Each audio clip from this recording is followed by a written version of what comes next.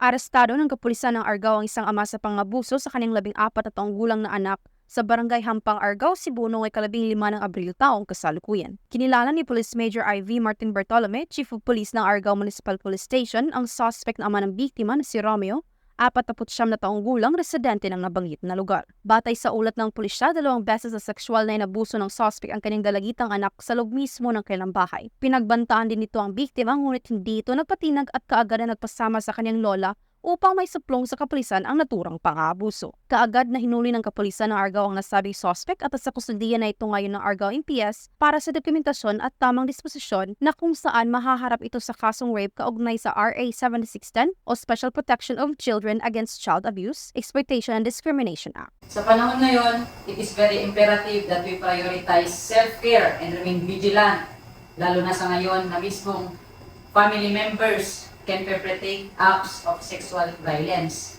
It is crucial to stay alert and take steps to protect ourselves and our loved ones from such harm. And by breaking the silence, seeking help, and reporting incidents of assault or abuse, we do not only stand up para sa sarili natin, but also for those who have suffered in silence. Every victim has the right to seek justice and support in facing such trauma. The PNP stands ready to assist and support victims in their journey towards justice and healing. Dahil sa bagong Pilipinas, ang gusto ng pulis, ligtas ka. Patunay lamang ng kapulisan at mga mamamayan ng Argao, Cebu ay magkatuwang sa paglaban sa anumang uri ng krimen upang magkaroon ng maunlad na bansa para sa sambayan ng Pilipino tungo sa isang bagong Pilipinas.